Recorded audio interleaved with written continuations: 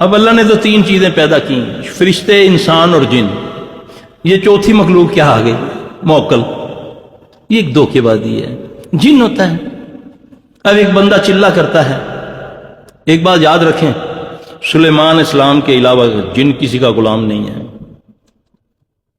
سلیمان اسلام کے علاوہ جن کسی کا غلام نہیں۔ جو کہتے ہیں نا کہ ہمارے جن غلام ہیں، وہ جنوں کے غلام ہوئے ہیں۔ نبی پاک صلی اللہ علیہ وسلم جو جنوں کے بھی رسول تھے، نبی تھے، اللہ کے نبی نے آج تک کسی جن سے کھجور نہیں لی، پیٹ پہ پتھر باندھ لیا۔ میں نہیں سمجھتا کہ جنات سے کام لینا صحیح ہے، بالکل نہیں ہے۔ جب آپ جنات سے کام لیں گے تو پھر آپ کا اللہ سے یقین ختم ہو جائے گا، ان دعاؤں سے یقین ختم ہو جائے گا۔ میں جب ان کے ساتھ کام کرتا تھا مل کر، جو کیس 2 سال میں نہیں ہوتے تھے نا جنات کے ساتھ مل کے، جب میں نے اللہ سے توبہ کی، مجھے جب سمجھ آ گیا مسئلہ، جب میں نے جنات کو بولا بھی تم اپنے دنیا میں جاؤ، میں اپنا کام کرتا ہوں، میں کلام سے کام کروں گا، اللہ کی قسم وہ جو 2 سالوں میں کیس تھے وہ 2 گھنٹوں میں ہونے شروع ہو گئے تھے۔ کیونکہ یہ اللہ پر جتنا تمہارا اعتقاد ہے، اللہ اے بندے میں تیرے گمان کے مطابق ہوں، بس اللہ پر گمان کر لو، ضد لگا لو، دیکھو کیسے جھولی بھرتی ہے۔ اور یہ دعائیں مسنون نبی کی بتائی ہوئی دعائیں ہیں، اور یقین سے یقین جانو، اس کو پڑھو، اپنی بچوں کو یاد کراؤ، سارے پیر بن جاؤ گے، سب لوگوں کا علاج شروع کر دو گے، بال نہیں کوئی بیکا کرے گا۔ یہ ہے، یہ دے رہا ہوں، اللہ ہماری سب کی مدد فرمائے گا انشاءاللہ۔ اور موکل جو ہے نا، موکل یہ ہوتے ہیں، یہ جنات ہی ہوتے ہیں، شیطان جن ہوتے ہیں۔ وہ چلا کرتا ہے، وہ آ کر موکل صاحب آ کر کہتے ہیں جی حضور فرماؤ کی کہندے ہو، میں ہوں تہاڈا غلام ہی ہاں، تسی ہن اپنا پیشاب پینا شروع کر دے، تسی یہ وہ گندے کام کرنا شروع کر دے گا وہ اس کے ساتھ، ایسی غلیظ حرکتیں ان سے خبیثوں سے کرواتے ہیں۔ تو یہ جب تک نہیں کریں گے پھر اب یہ اس کی نسل کو بھی نہیں چھوڑے گا، قبر تک نہیں چھوڑے گا۔ تیسرا سوال یہ، عورتوں پر جنات کا اثر زیادہ کیوں ہوتا ہے؟ اچھا، بڑا مردوں پر بھی زیادہ ہوتا ہے۔ میرے پاس تو مرد بھی اتنے ہی آتے ہیں، عورتیں بھی آتی ہیں۔ ہاں، نبی علیہ السلام صلی اللہ علیہ وسلم نے فرمایا، جب عید کا خطبہ دے کر مردوں سے آپ عورتوں میں گئے تو آپ نے فرمایا اللہ کی بندیوں، میں نے دوزخ میں تمہاری تعداد زیادہ دیکھی، اس لیے کہ تم نہ شکری ہو، کوئی نہ کوئی تو ہے نا۔ دوسری بات کہ ان کو ذوف ہے ماہواری کا، ان سے بے احتیاطی ہو جاتی، ان کے بال ہوتے ہیں لمبے، یہ بالوں کو کیا کرتی ہیں، بغیر ایسے لپیٹا، بجا سا بنایا، اس کو پھینک دیا۔ ایک جڑ سے نکلا ہوا بال جو ہے نا، جادو کے لیے بہت بڑی قیمتی شے ہے نا، وہ جن کے ہاتھ میں آ جائے، ایک اس کا پھینکا ہوا گندا کپڑا کسی جن نے سونگ لیا یا اس کے پاس چلا گیا تو گیا، پھنس گئی وہ بیچاری۔ اس لیے ان چیزوں کو جب بال اپنے وہ کنگھی سے اتارے تو اس کو بجا بنا کر نہ پھینکے، اس کو کاٹ دے۔ کاٹے ہوئے بال پر جادو نہیں ہوتا، جڑ سے نکلے ہوئے بال پر جادو ہوتا ہے۔ تو ذوف بیچاری کو بس اللہ تعالی ہم سب کو معاف فرمائے۔ اب مردوں سے عورتوں سے زیادہ ہم نکلے ہوئے ہیں، مرد نکلے ہوئے ہیں، وہ بیچاری تو عورت ہو کر پھنس گئی بچے۔ جی 10 سال سے پریشانی ہے، بیوی کو طلاق دے دیا، کام کاج نہیں چل رہا۔ اللہم انی اعوذ بک من الہم والحزن واعوذ بک من العجز والکسل واعوذ بک من البخل والجبن۔ یہ دعا مسنون ہے، طریقہ مجرب ہے، یہ ہر عصر کی نماز کے بعد 100 بار اس کو اول آخر دروشی کے ساتھ پڑھے۔ اس کے ساتھ اگر مقروض ہے تو اللہم اکفنی بحلالک عن حرامک واغننی بفضلک عمن سواک۔ ایک دعا ہے اللہم لا سہل الا ما جعلتہ سہلا وانت تجعل الحزن سہلا اذا شئت سہلا۔ یہ دعائیں اس میں موجود ہیں، وہ میرا بھائی اس کی کثرت کر دے، اللہ اس کے معاملے سیدھے کر دے گا انشاءاللہ۔ مفت کتاب ملے گی، مفت، کوئی پیسہ نہیں ہے، پھر لو اس کو، پھر دیکھو اللہ کیسے راضی ہوتا ہے۔ یہ تویز ہے، تویز سمجھو سلفی نے تویز دے دیا یہ، لیکن اس کو پڑھو گے۔ اگلا سوال یہ، ہر چیز سے خوف آتا ہے، جسم میں کبھی تاری ہو جاتی ہے، دھوپ میں ڈر لگتا ہے۔ اس میں دعا ہے اعوذ بکلمات اللہ التامات من غضبہ و عقابہ و شر عبادہ و من ہمزات الشیاطین ان یحضرون۔ حضرت خالد بن ولید رضی اللہ تعالیٰ عنہ کو جب خوف کی بیماری لگی تھی تو نبی صلی اللہ علیہ وسلم نے ان کو یہ دعا فرمائی تھی، جو اس کو یاد کر لے، آیت الکرسی بھی پڑھے اور یہ بھی پڑھے، تو انشاءاللہ اس کا یہ ساری چیز ٹھیک ہو جائے گی انشاءاللہ العزیز۔ غسل وہ بندہ روز کرے، کوشش کرے سفید لباس پہنے، جس کو خوف آتا ہو نا وہ سفید لباس اور اپنا بستر سفید کر دے، نمک کم کر دے، اللہ کے فضل سے ٹھیک ہو جائے گا انشاءاللہ۔ اگلا سوال یہ، وضو کرتے ہوئے بار بار دہرانا پڑتا ہے، وضو کرنے میں بہت دشواری ہوتی ہے۔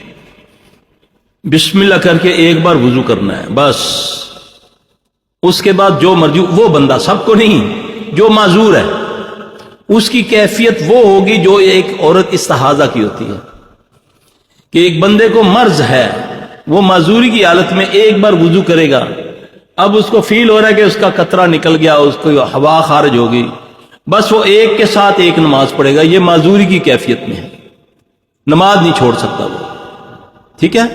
اس سے انشاءاللہ اس کی یہ بیماری ٹھیک ہو جائے گی۔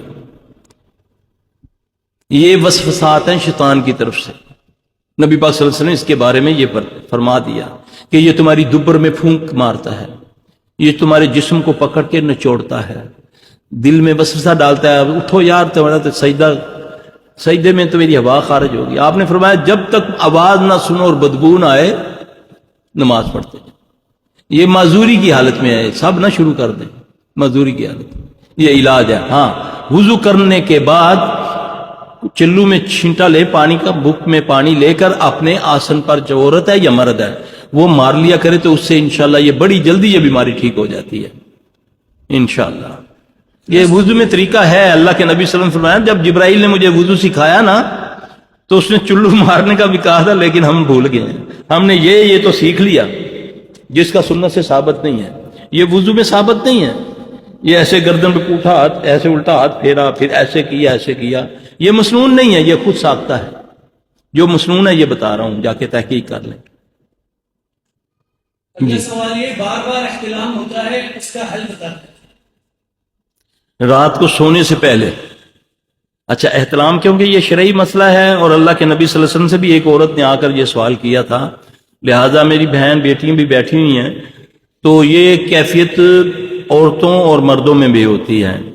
اس کا علاج یہ ہے کہ وہ اپنے رات کو سونے سے پہلے مثانے پہ ہاتھ رکھ کے سورہ بقرہ کا آخری رکوع پڑھے، پھر اس کے بعد سورہ بقرہ کی 106 اور 107 نمبر آیت پڑھے۔ ایسا عمل کرنے سے انشاءاللہ العزیز اللہ کے فضل سے اللہ اس کو اس بیماری سے نجات دے گا انشاءاللہ، بشرطے کہ نمازی ہو 5 وقت کا۔ اگلا سوال ہے، جسم پر گٹھلیاں ہیں، یہ 2 قسم کی ہوتی ہیں، ایک گٹلی درد کرتی ہے تو وہ بڑی خطرناک ہوتی ہے، اور ایک جو نہیں ہوتی وہ چربی کی، وہ ٹی بی کی ہوتی ہیں، اس کو نکلوانے سے بھی فائدہ کچھ نہیں ہوتا، لہذا اللہ کے سپرد جانے دیں اس کو، جو زیادہ تنگ کرے اس کو نکلوا لیں، بہرحال ایک بار اس کی بیوپسی ضرور کروا لیں، کہیں وہ کینسر کی نہ ہو۔ ہاں اللہ نہ کرے کوئی یہ محسوس کرتا ہے کہ اچانک اس کے یہاں پر چھوٹی چھوٹی 1 یا 2 گلٹی، چھوٹی چھوٹی، بالکل چھوٹی چھوٹی، اور خواب میں اگر اللہ نہ کرے اس نے چھپکلی دیکھی ہے، اس کو فوری طور پہ اس کا علاج کروانا چاہیے، اور علاج بھی ڈاکٹر کے پاس ضرور جائے لیکن دم کرے، اور دم بھی اسی میں موجود ہے 3 بار، یعنی کہ پتہ چل گیا کہ یہاں کچھ ہو گیا تو ایک دم یہاں ہر نماز کے بعد بار بار بھی کر سکتا ہے، 3 بار پڑھے بسم اللہ بسم اللہ بسم اللہ، 7 بار پڑھے اعوذ بعزت اللہ و قدرتہ من شر ما اجد واحذر، 1 بار اخلاص فلق ناس پڑھے انشاءاللہ العزیز۔ یہ ہر وہ بندہ جس کو جسم میں درد ہوتا ہے، ایک صحابی اللہ کے نبی صلی اللہ علیہ وسلم کے پاس آیا، عرض کی یا رسول اللہ صلی اللہ علیہ وسلم جب سے مسلمان ہوا ہوں مجھے دردوں کی بیماری شروع ہو گئی ہے، آپ صلی اللہ علیہ وسلم نے فرمایا اس دعا کو پڑھا کر، جب اس نے پڑھا اللہ نے اس کو شفا دے دی۔ قیامت تک امت کا کوئی بندہ بھی یہ عمل کرے گا، اللہ اس کو اس بیماری سے، اس درد سے، آپ دیکھتے ہیں اچانک جا رہے ہیں، کوئی چوٹ بھی نہیں لگی، کچھ بھی نہیں ہوا، اچانک ہڈی میں درد شروع ہو گیا ہے، کسی جگہ درد شروع ہو گیا ہے، کوشش کیا کریں گے زیادہ وضو میں رہا کریں۔ اچھا، جب بھی آپ دیکھیں کہ یہ مسئلہ آپ کو گاڑی چلاتے ہوئے ایک دم دیکھا کہ پاؤں کو کچھ ہونے لگا ہے یا کمر میں کچھ ہونے لگا ہے، جلن شروع ہو گئی ہے، سوئی چبھنے لگی، فوری طور پہ یہ دعا یاد رکھو، کر لو یاد، یہ یقین جانے پتہ نہیں زندگی کا انسان کو اتنا موقع ملتا ہے کہ نہیں، دل چاہتا ہے کہ سب کچھ بتا دوں آپ کو جو اللہ نے مجھے اپنے فضل سے نوازا ہے۔ تو یہ دعا یاد کر لو، جب بھی ہو کسی مجلس میں بیٹھے ہو، دیکھا ہے کہیں جسم جلنا شروع ہو گیا ہے، کہیں ایک دم درد شروع ہو گیا ہے، یا کوئی حقیقت میں کٹ لگ گیا ہے، یا جل گیا ہے، یا کوئی چوٹ لگ گئی ہے، اس دعا کے پڑھنے سے بیماری پیچھے جائے گی، آگے نہیں بڑھے گی کبھی نہیں۔ پھر جو اچانک اس طرح ہو جاتا ہے وہ دم کرے، اسی چیز کا اللہ کے حکم سے اس کو شفا ہوگی انشاءاللہ۔ اس میں دعا